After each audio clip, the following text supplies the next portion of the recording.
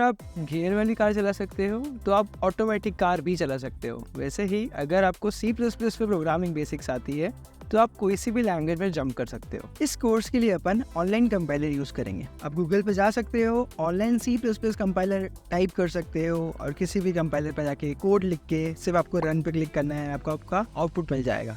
चलो सीधे अब अपन कोड से ही समझते हैं। सबसे पहले ये वाली लाइन है, इस लाइन का मतलब होता है कैरेक्टर आउटपुट। इसके आगे अपन ने जो भी लिखा है, जो अपन ने डबल इन्वर्टेड कॉमर्स में लिखा है, वो आउटपुट प्रिंट हो जाएगा टर्मिनल पे। अब ऐसा क्यों हो रहा है कि डबल इन्वर्टेड कॉमर्स वाला ही आउटपुट टर्मिनल में प्रिंट हो रहा है, ये अपन को तब समझ आएगा जब अपन वेरिएबल्स पढ़ेंगे फ्यूचर में। अब ये वाली चीज लिखी है एक फंक्शन के अंदर जिसका नाम है मेन। अब ये फंक्शन क्या होता है? अब फंक्शन वो चीज होती है जिसको अपन जब भी कॉल करेंगे तो वो अपन को कुछ लाके भी दे सकता है और उसके अंदर अपन ने जो भी लिखा है वो उसको एग्जीक्यूट कर देगा। बाय डिफॉल्ट C++ में जब भी अपन कोई फाइल रन करते हैं तो उसमें वो मेन फंक्शन को हमेशा रन करता है। तो अगर आपकी C++ फाइल में मेन फंक्शन नहीं लिखा है तो वो आपको एरर दे देगा या फाइल रन नहीं होगी। अब बात करते हैं अपन लाइन नंबर 1 की। तो C++ बाय डिफॉल्ट खुद से इनपुट या आउटपुट नहीं दे सकता है, तो इसके लिए अपन C++ में चीज़ों को इंपोर्ट करते हैं या दूसरी पहले से बनी हुई लाइब्रेरीज को इंक्लूड करते हैं। तो यहाँ पे अपन IO स्ट्रीम मतलब कि इनपुट आउटपुट स्ट्रीम लाइब्रेरी एक बनी हुई है पहले से, अपन उसको इंपोर्ट कर रहे हैं या इंक्लूड कर रहे हैं। अब जिसकी बाद वाली लाइन है ये अपन फ्यूचर में समझेंगे। अब आगे बढ़ने से पहले अपन ये समझते हैं कि कंपाइलर वर्क कैसे करते हैं। आपने जो सी भी लैंग्वेज में कोड लिखा है उसको आप पढ़ पा रहे हो पर उसको कंप्यूटर नहीं पढ़ पाएगा। कंप्यूटर की लैंग्वेज अलग होती है और कंप्यूटर की लैंग्वेज में ट्रांसलेट करने के लिए अपन को जरूरत पड़ती है कंपाइलर की। अपन को बस इतना समझने की जरूरत है कि अपनी भाषा अलग है, C++ की भाषा अलग है और कंप्यूटर की भाषा अलग है। इसी के लिए अपन बीच में एक ट्रांसलेटर को बिठाते हैं। ये ट्रांसलेटर क्या करता है, अपन ने जो भी कोड लिखा है उसको ट्रांसलेट करके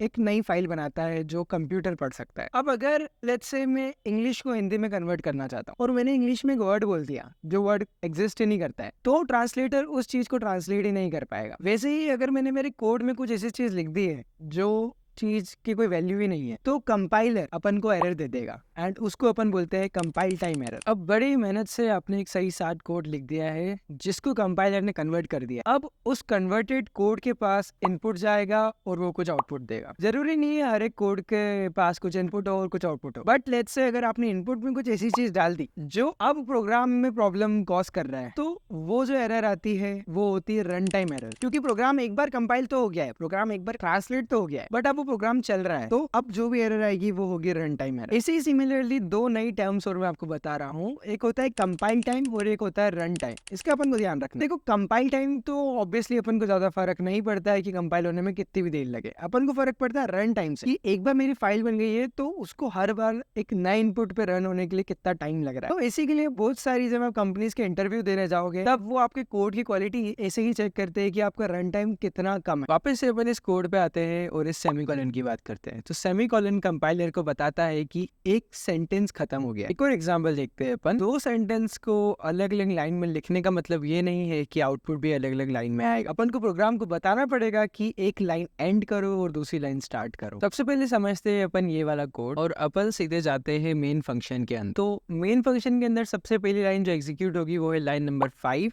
उसके अंदर सेमीकोलन आते से ही पूरी की पूरी लाइन प्रिंट हो जाएगी। फिर अपन जाएंगे लाइन नंबर 6 पे और सेमीकोलन आते से ही दूसरी लाइन प्रिंट हो जाएगी। एनएल एक कांस्टेंट है और फॉरवर्ड स्लैश एन एक कैरेक्टर है। इनको अपन बाद में समझेंगे, अभी के लिए इतना समझो कि इनसे अपन नेक्स्ट लाइन में आ सकते हैं अपने कंसोल में या अपने टर्मिनल में जहाँ पे अपन प्रिंट कर रहे हैं। चलो लाइन बाय लाइन इस कोड को अपन समझते हैं। सबसे पहले लाइन नंबर 5 में सी आउट के अंदर मैंने सबसे पहला वेरिएबल एग्जीक्यूट किया। वेरिएबल के बारे में भी अपन बाद में पढ़ेंगे, बट अभी मैंने मेरा सबसे पहला वेरिएबल एग्जीक्यूट किया, उसमें लिखा है सेंटेंस 1। मैंने सेंटेंस 1 को प्रिंट किया, फिर मैंने एंड लाइन पे जैसे ही मैं आया तो मैं नेक्स्ट लाइन पे जंप हो गया। नंबर 6 में मैंने फिर से एक वेरिएबल को प्रिंट किया जिसकी वैल्यू है सेंटेंस 2। मैंने एक और वेरिएबल को प्रिंट किया जो कि है कैरेक्टर फॉरवर्ड स्लैश एन। इससे वापस से नई लाइन पे आया। फिर लाइन नंबर 7 पे मैंने एक वेरिएबल प्रिंट किया जो कि सेंटेंस था। फिर लाइन नंबर 8 पे आया मैंने एक वेरिएबल प्रिंट किया और उसकी मदद से मैं नेक्स्ट लाइन में। फिर लाइन नंबर 9 पे मैंने एक वेरिएबल प्रिंट किया सेंटेंस 4 और उसी के अंदर एक कैरेक्टर था जो मुझे नेक्स्ट लाइन पे ले आया। फिर लाइन नंबर 10 पे मैंने सिर्फ सेंटेंस 5 को प्रिंट किया है, अभी मैं नेक्स्ट लाइन पे नहीं आया। एक चीज याद रखना, टर्मिनल के अंदर जब भी अपन कुछ भी प्रिंट करते हैं तब टर्मिनल को नहीं पता नेक्स्ट लाइन क्या होता है। टर्मिनल हमेशा हमेशा अगली लाइन को एक स्पेशल कैरेक्टर ट्रीट करता है। जैसे अपनी इंग्लिश लैंग्वेज में दूसरे अल्फाबेट्स होते हैं, ABCD जो भी अल्फाबेट्स होते हैं, वैसे ही एक प्रोग्रामिंग लैंग्वेज में टाइप ऑफ कैरेक्टर है जिसका नाम है /n। वो उसको ये बताता है कि अपन नेक्स्ट लाइन में जंप करना चाहते हैं या जो भी आउटपुट है वो नेक्स्ट लाइन में शो करना चाहते हैं।